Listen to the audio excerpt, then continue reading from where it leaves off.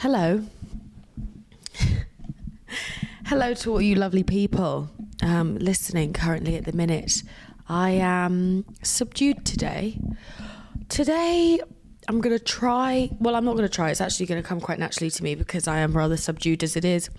But today's going to be a more calm podcast. It's going to be a little bit more calm, tranquil. We're going to be using our inside voices. I feel as though every other episode, it's been as though we're in the middle of a festival. But we're not. We're in my home. And so we're going to keep it a little bit calm, selfishly, because I'm not in the mood to scream. Sometimes you wake up and you're not in the mood to scream, and that's okay. That's all right. But today, I feel as though for the last however many weeks, I'm going to blame the male producer, because I feel as though for the last however many weeks, I haven't actually been speaking about anything of value, you know, because men aren't of value. And therefore his energy, sorry, he's in the room and that's why I'm speaking. So no, men are sometimes valuable for their money. No, I feel as though, I feel as though I haven't really been saying anything of value. I've just been wah, you know, with no actual points to make. So today, some of the requests I've had and some of the comments I've had to me specifically are about confidence and being confident in a world that puts you down. So I'm going to speak about being confident and working on your confidence in light of those things. Should we get on with the show? I think we should. This is In Ayame We Trust. I am Ayame and you trust me, it seems. Isn't it lovely to be someone that people trust? This podcast is available on Spotify and Apple Podcasts. And if you want to watch it visually, you can do so on my YouTube. That's Ayame.P. And the podcast, as I said, was In Ayame We Trust. I think we should open our ears and listen to when I speak. Yep. So let's get on with the pissing show. Now, I feel as though, no, I don't feel as though, there's often this idea that being confident, you have to not care about other people's opinions. And I think that's a load of trollop. And I'll tell you for why. I care so much about what people think about me. And yet, here I am, confident. I think you have to. Otherwise, you don't really end up looking after yourself. Yes, because if you think about it, if I didn't care about other people's opinions, I wouldn't care to, I look disheveled right now, but I'm still beautiful, so it's okay. But I wouldn't dress up for events because I wouldn't care. I'd just wear the most comfortable thing as opposed to most beautiful thing. I wouldn't, buy, makeup and skincare products because I wouldn't care about my skin. I'd just leave it to fester and age because I wouldn't care. I think we should all care about what people think and other people's opinions. I think there's a fine line between, not even a fine line. You have to care about your own opinion more because, as I say, not caring will put you in a position of not looking after yourself, not wanting to do the best for yourself, not wanting to, do anything that benefits you because who cares? Who cares? I don't care what other people think. Who cares?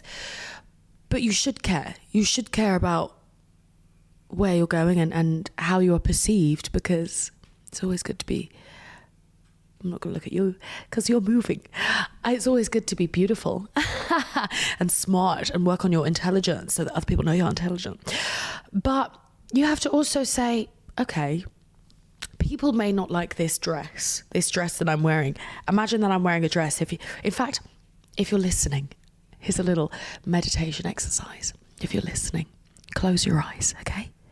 Close your eyes right now. And what you're going to do, I'm closing my eyes as well if you are not watching. What you're going to do, you're going to imagine yourself in a fitting room, okay? You're in this fitting room and the attendant says, I've got these two dresses for you, sweet. I've got these two dresses for you. There's the one that you picked out. I don't like it. I know I'm just an attendant, but I don't like it. I'm giving you my opinion. In fact, it's ugly. I hate it. It's disgusting. I don't like it. It's not my style. But there's this dress that you don't like that much. Oh, let me close my eyes. You don't like that much. But I think you should wear it. I think you should wear it because it just looks so nice. It looks so great. But you prefer the first dress. It's about valuing your own opinion more and sticking with that and picking the first dress. That's what confidence is about for me. Because as I say, I do care about other people's opinions. I care if people think I stink. I care about if people think I am not well dressed. I care about if people think I'm stupid. I care. But I also know my own source. And I know that my opinion of myself is I don't stink. I wash regularly. And I do dress well. And I do read. So I'm smart. And that's step one in owning confidence. Caring about what other people think. Caring about what other people think. That's confidence. But caring about what you think more. Isn't this so subdued and tranquil and calm? I hope you're learning. I hope you're learning from this. Because that leads me on to my second point about confidence. And this is specifically for the people that don't speak with conviction. Say, for example,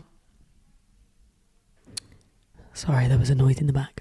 Say, for example, me and this man producer that's currently behind the camera. Say, for example, he wanted to go to dinner. And I was sheepish and I was shy. And I was really in the mood. Okay, if there are more noises around me, I swear to God, my best friend just coughed in the back.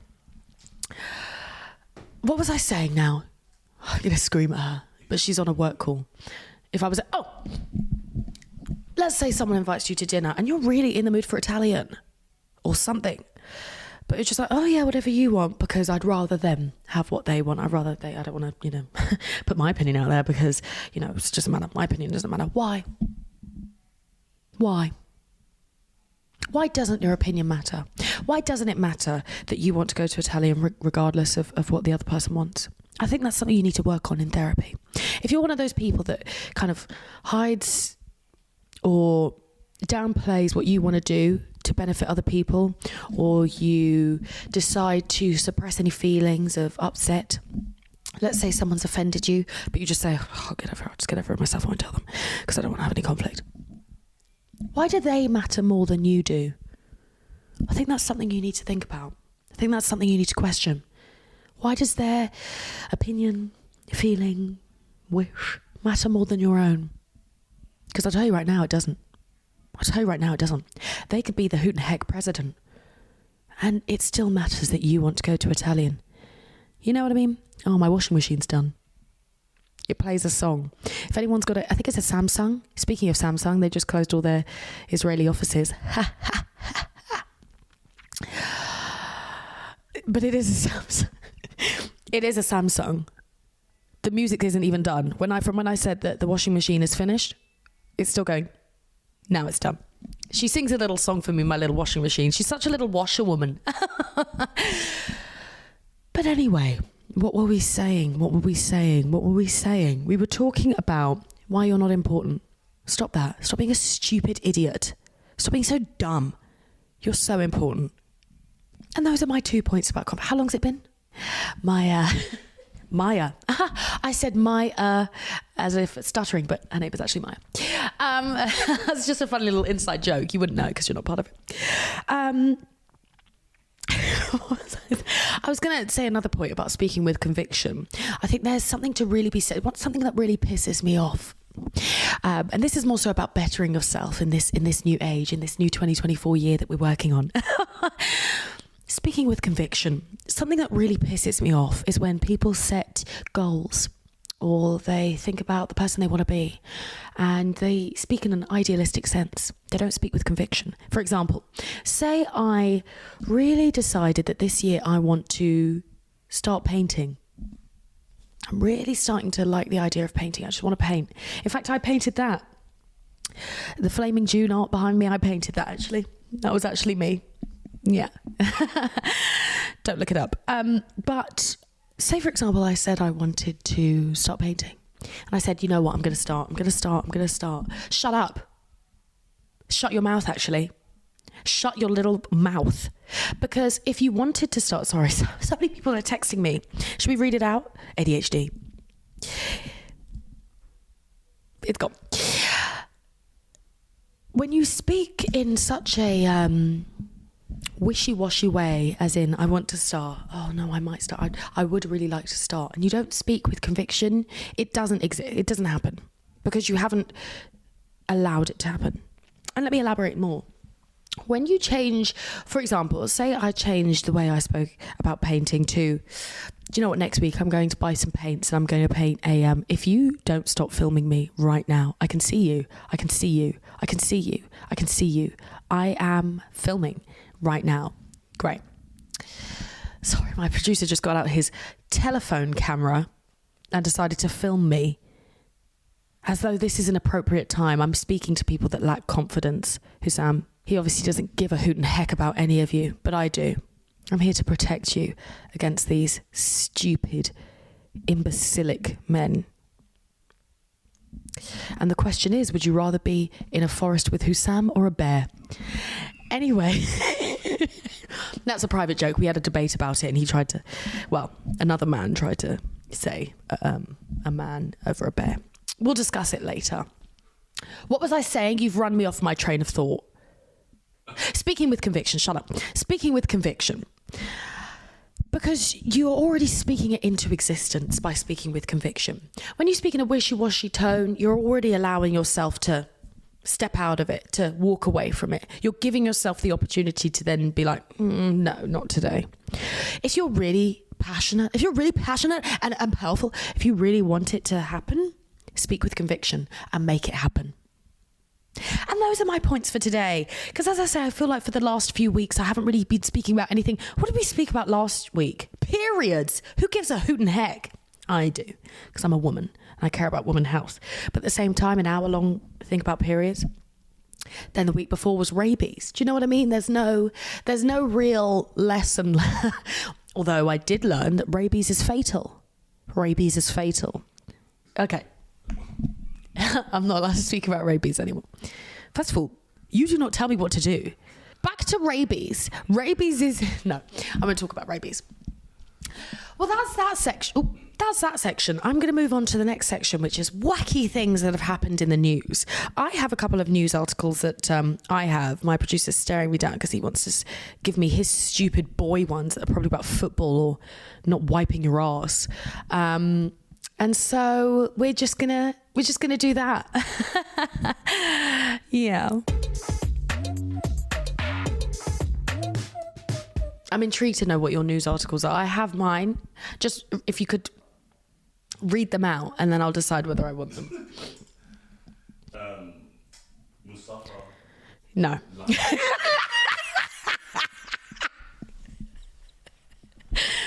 Mustafa from The Lion King or Mustafa?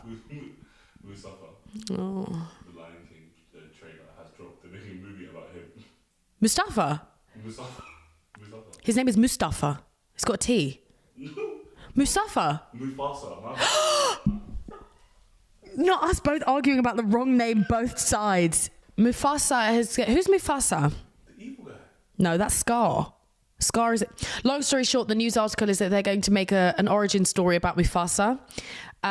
Is it going to be live action? Blue Ivy? No, she does not. And guess who's playing her mom? Beyonce and Blue Ivy? Wait, didn't Beyonce just do the album for the Lion King? She was in it. She was not. You better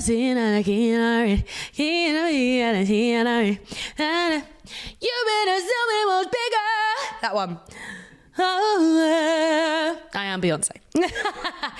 That's great. That's good news. Well done. Well done. You did. That was good news. Well done. Okay, so Mufasa origin story, Blue Ivy and Beyonce. I swear to pissing heck. This is a mess. Oh, it's Disney though. Anyway, what was I saying? That's good news. Well done. Mufasa is it? Oh yeah, it's live action. Is it live action or are they voicing it? Their voice was live. Who would Blue Ivy be? She can't be Mufasa. That's exciting. Well, that's exciting news, but it's more of an announcement. I'd like something to talk about, Hussam. Is that your only piece of news? No. Well, I have a piece of news for you. And it's from, as I said, I think I mentioned last week or the week before, that Sky News has a category for wacky news. Like news that doesn't quite make it to the headlines, but it's crazy. We got to talk about it. And so, do you guys remember what happened in Glasgow, that Wonka event that traumatized people? They're recreating it in LA. Hussam has the same piece of news and he's very excited. The Wonka, let's read the title. The Wonka-inspired chocolate experience in Los Angeles that mimics Glasgow event attracts dozens. First of all, can we talk about how dozens isn't a lot? Like, a dozen is 12. So it attracts multiples of 12. How many multiples? 2? 24 people were there. That was quick math. See how smart I am? See how good I am at math? I got an A. I got a B.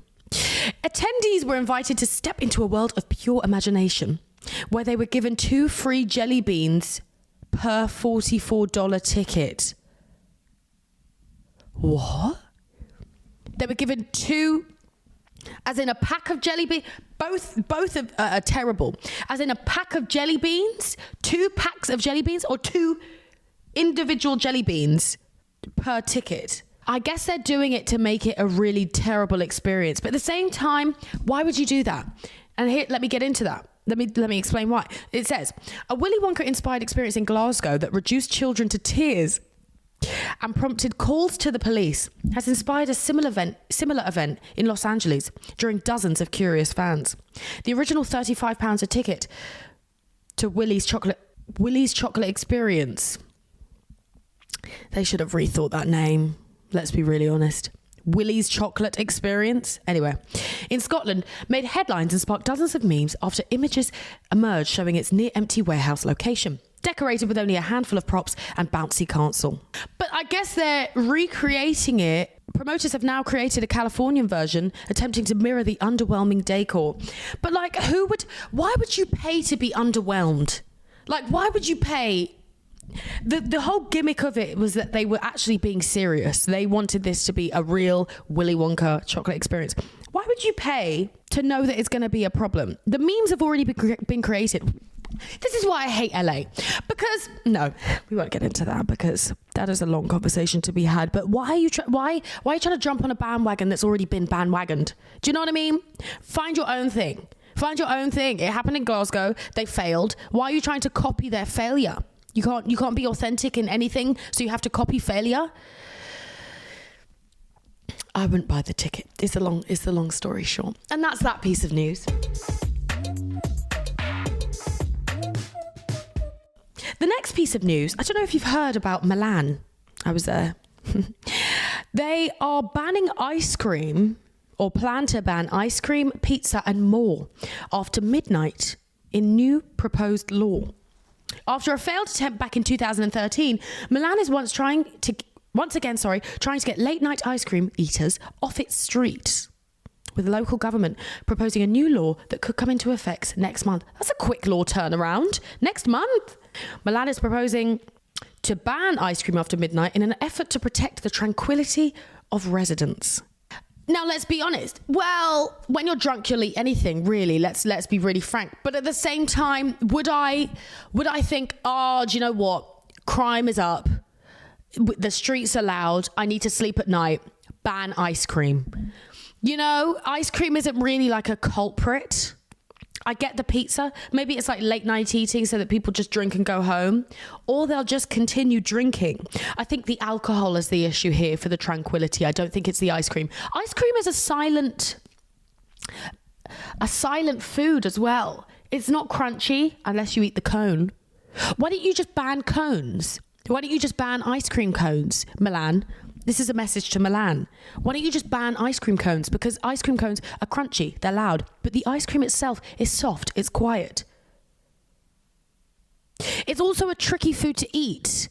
I don't think it's the ice cream. I don't think we should be villainizing ice cream is the point I'm making here. Because if you think about it, It's a tricky food to eat while just talking and being like pizza. I understand, because pizza you can be like slice of pizza here, pizza's fine, is untouched. Ice cream, you have to keep an eye on it, because that bitch will melt in your fingers if you don't eat it quick, first of all. Also, it's not like a food that you can eat and also no phone calls in the house, please. Sorry. Maya's phone started ringing. Who is it, Maya? Fraud. Fraud. Anyway, long story short, Milan, although I didn't have ice cream at night, I wouldn't have ice cream at night unless I was pissing drunk and there was nothing else. But I wouldn't be drunk and be like, oh, do you know what, I could eat ice cream. You wouldn't know, but don't drink. Anyway, it would kick in at 12:30 on weekdays and 1:30 on weekends. What? It just makes no sense to me, Milan. If you're listening to this, Milan, it makes no sense to me. I think you should do other efforts. Also, you're a tourist destination and people come to you for Italian delicacies. So they're going to want their gelato and their margarita at any time because they're in Milan. They expect it. Same way if someone came over to the UK and we said, no fish and chips after 12. They'd be like, whoa, what are you talking about? I literally just came here for that. You know? Do you know how weird that is? Like, ban burgers, but your delicacies, your heritage, why are we banning your heritage? Be proud of your heritage. And that is mine. They've broken up. Oh, hold on. Read it. Shut up. Love Island winners Kai Fagan and Samam Harinanan engaged. Oh, they're engaged. Oh, I've never met them. I don't know these people, but that's so sweet. They didn't win though, did they? They did. Did they? Yeah. No, they didn't. I'm so sure white people always win. Love Island winners. They won? Oh wow, so they're proving that they should have won. Well done, guys. Well done for the POCs out there. You did it for us. Well done on congratulations on your engagement. Well, that's the news. Let's recap. There's going to be a Lion King origin story about Mustafa. It's Mufasa. Yeah. Who's Mustafa? Any person. No, I'm so sure there's someone in power called Mustafa. Hold on. And it's Mustafa. Mustafa. Oh, it's just member of the Palestinian Legislative Council. That's how I knew him. No, I didn't. There's so many Mustafas in this world. Wow. Well, yeah, let's recap. Mufasa origin story. Glasgow's awful event of Willy Wonka is going to be recreated in Los Angeles for the shits and gigs. And not for shits and gigs, for shits and giggles. Milan is banning ice cream and pizza after 12:30 on weekdays and 1:30 a.m. on weekends. And Kai, to Love Islanders, got engaged. Congratulations, guys. What a lovely, well-rounded piece of news. Should we move on to the next bit? I think we should. The next part is where I go through all of your agonies that you've sent me, or the problems that you're having. You guys have so many issues. So we're going to go through those and just work them out together.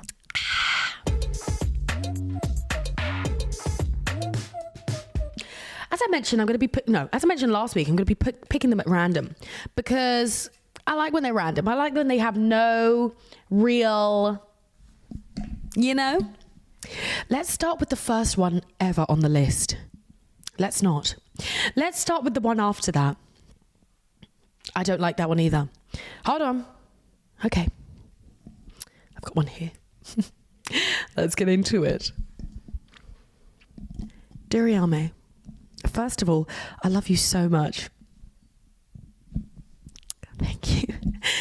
Anyway, so basically I've had a crush on someone for 2 years.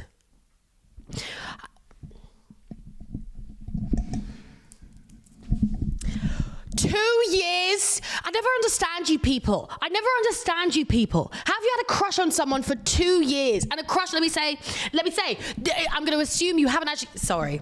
This is aggressive. This is aggressive. It's not an aggressive day, is it? It's not an aggressive day. Have you had a crush on someone for 2 years and haven't told them? 2 years? You've spent 2 years thinking someone's attractive and they don't know? I'm going to assume they don't know. Or they do know. They've maybe rejected you. Happens to the best of us. It's happened to me. And you still crush on them instead of moving on. Get a grip. Is that my stomach? Oh. Eat before you come here. Ramadan is over. I had a crush on someone for 2 years, and recently I have just found out that they are with someone else. Okay. And they are always together and will not shut up about it. They're in a relationship, babe. They're in a relationship. Will not shut up about it, and I'm seeing them every day. And because I go to boarding school, oh, you're a child. Get out. It's okay. You already said you love me, so that's fine. I'm constantly with them and it's really annoying me now. What's your advice on this? The only advice I can give you, my darling, if you're in boarding school, you're how old? I'm going to say and hope and pray you're over the age of 16. Because anything under that is strange for me to be speaking to you and giving you advice about boys. It's strange for me to do it now, really. Get a grip. That's my point. You obviously go to a mixed school, unless you're a lesbian. Well, you're obviously attracted to a sex within your school, let's say. The person that you are crushing on does not like you back. Maybe you've never plucked up the courage to tell them that you like them and you've missed your opportunity there. Maybe you have, and you just haven't received what you wanted back. Either way, you're not in a position where you're with them. And now you're upset because they're with someone else, because maybe you missed your opportunity, or maybe they're just not for you. And you're surrounded by them. But you're also surrounded by several other people that you can focus your attention on. You can also focus your attention on your studies. I know GCSEs are currently happening. A-levels are somewhat round the corner. Let's focus on studies and less on unrequited love. I think it's absolutely ridiculous, personally. And maybe because, no, I never had a crush for that long. My crushes would last about a month. I'd figure out whether they like me and then find another one. There's so many people in this planet. On this planet. Stop crushing on 2 years. You've wasted 2 years on someone just sitting thinking, one day they'll love me. What? Get a grip, my darling. Get a grip. Find someone else to crush on. Find someone else to crush on, if need be. Do something with your time that is, I don't know, enjoyable. Get a hobby. Do some sports. I don't know what you do at boarding school. I was actually meant to go to boarding school. Here's a little note. I went and I applied to boarding school. I applied to Christ Hospital boarding school. It was for, they had this thing, I think, for low income families that was like, we'll let you stay on a low income. My mum was like, yeah, single mum, council house. And we had a sleepover. This is a real digression, but I just thought I'd tell you. We had a sleepover with all the kids that had applied. They got through the first part because the first part we had like an interview with like 4 old white men, and I wrote a poem and I did a test, passed the test, and they loved my poem, those white men. But then there was the sleepover part, which is like the practical side, the practical lesson, so to speak. The practical test to see whether I would fit in Christ Hospital. And they said it was too loud. I was 10. But it all worked for the best because I went to an all-girls school and became bisexual. No. Anyway, long story short, stop crushing on this person that obviously is in a relationship and happy. Also, you're like 6, so this will not matter in about a year, let alone your adulthood. Get a grip. I love you. Next one. I'm 25 years old and have never been in a romantic relationship. I feel like I've had so many of these where people are so concerned about the fact that they've never been in a romantic relationship. Go. I'm worried no one will ever love me. I've tried my best at dating, but all the males I've met aren't good enough. That's not a you thing. That's just life. Will being alone for the rest of my life be good enough? How do people get in relationships? Am I doing it wrong? Go. First of all, personally, here's the thing. Here's the two things. And as I say, I'm 27, so I've literally lived maybe, inshallah, I lived really long, but I've only lived maybe a quarter of my life. So I can't really give you full wholesome advice. I also haven't ever been married. I've been in a long relationship, I've been in good relationships, good, bad relationships. So I guess I can give a well-rounded view. I still believe that being alone isn't necessarily,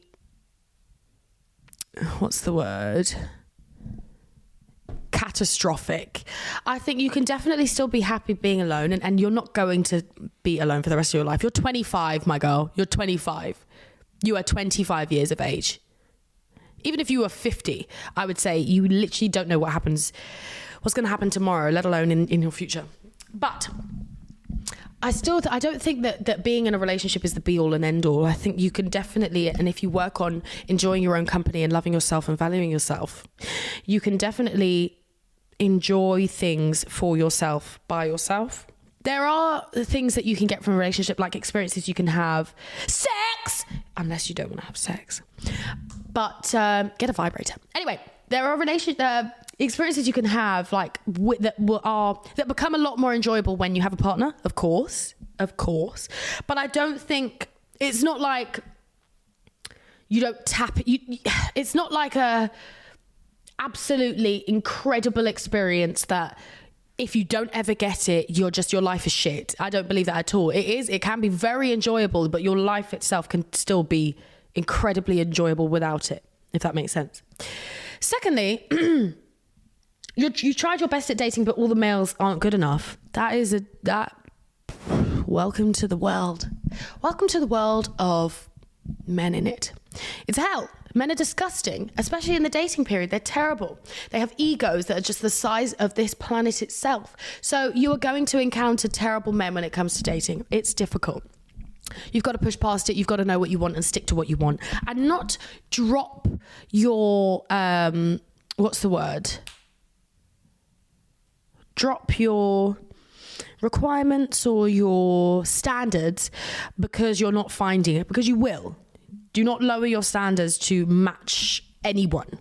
Allow people to meet you at your standards, basically. And thirdly, how do people get into relationships? They put themselves out there and they make themselves vulnerable, I would say, is how you get into relationships. You make yourself vulnerable, you put yourself out there, and you stick with your standards. I think that's how you get into a good relationship. How you get into you can find a relationship anywhere. I think the good thing is the fact that you're 25 and have never been in a romantic relationship. It shows to me that, because men are not hard to come by. They're everywhere. They're easy to get. They're dogs. They're disgusting. Unless they're homosexual. They're better. But men are not hard to come by. So you've obviously made the decision to reject certain people, not put yourself in certain positions because you're holding out. Keep that up and it will come. You're 20 pissing 5. Get a grip. Where was I when I was 25? I'd just become a content creator when I was 25. And I just got into a relationship. I thought I was going to get married.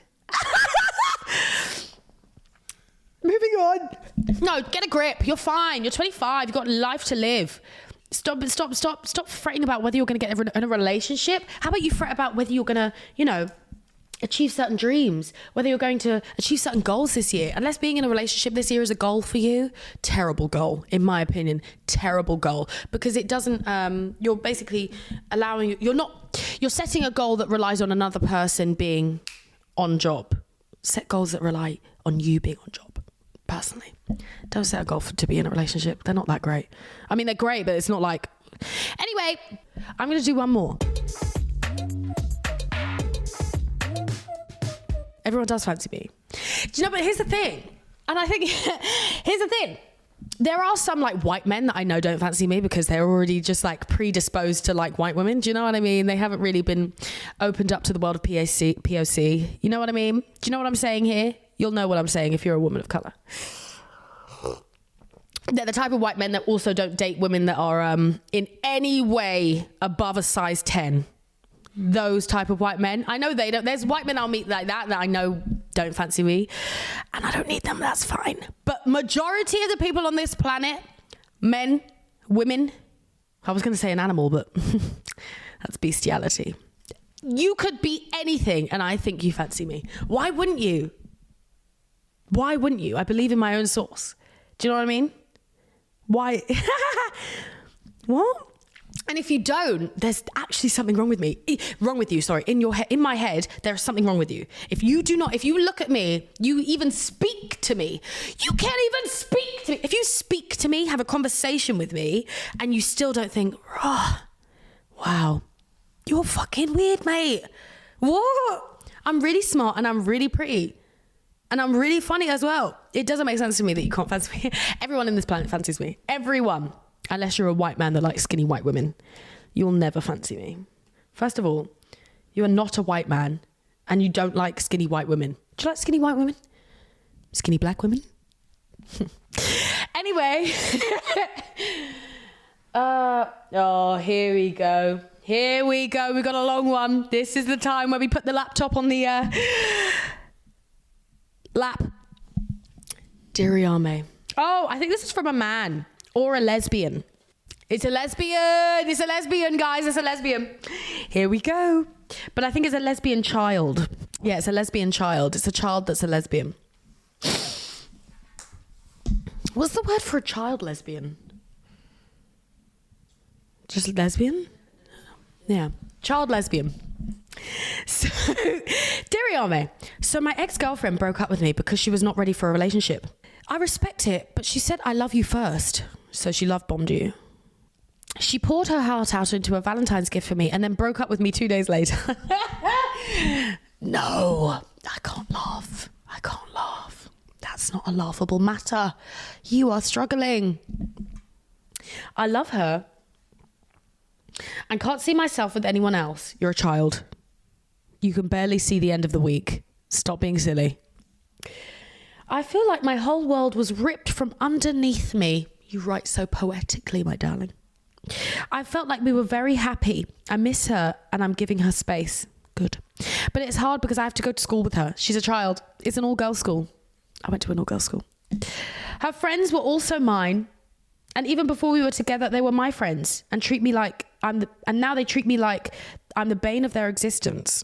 Or I'm the worst person on earth. Do you know what? It's so funny reading things from children. Because you know when when you were that age and something like this was like earth-shattering.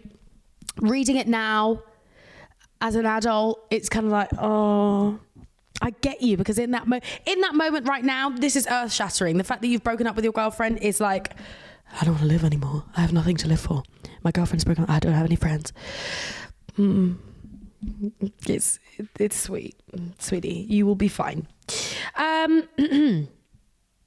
I feel like she's playing with me though. She is through Instagram posts and notes, TikTok reposts. Oh, what, like sneak dissing? That's what the kids say, isn't it? Sneak dissing. It's so hard, and I don't know how to help myself. Here's the thing. I'm going to say something to you, but you're a child. You're a child, so you're not really going to take it in as much as I would like you to take it in. None of this matters in the grand scheme of things. And when I say that, it matters that you're upset and you're having a hard time, yes. But this will pass very quickly. In maybe a month, 2 months, you will either probably get back with this girl, let's be honest, because you're a child. You haven't yet learned about love bombing and gaslighting and manipulative behavior because you're a child. So I don't really know why I read this. I hope it all gets better for you. I've nothing to say other than this doesn't matter. You will be fine. Okay. Well, that has been this week. It has been, I don't know how many minutes, but I've had a great time. It hasn't been as subdued as I had originally intended, so let's do it. Oh, yes. Apparently I hit 100,000, not even apparently, I got my YouTube plaque because I hit 100,000 subscribers. I'm going to show you guys it. Thank you, YouTube, for just handing me, you are YouTube, by the way. YouTube just handed me my $100,000 plaque. Here's the thing. So my best friend and my little baby cousin, she's not a baby, she's like 36. No, she's 20. How old is she? She's 6 years younger, 21. 21. She is 21. And they used to watch YouTube when they were younger quite a bit. And for this was very surreal. Me getting this was very surreal for them. You know? So thank you everyone that currently is subscribed to me. You probably won't all watch or listen to this because I don't think I have 100,000 people listening to my podcast every episode, but thank you. I don't know what to do now. Are you in the, is it mirrored? I don't know what to do now. Thank you. Well, I'll have a you and goodbye. See you later.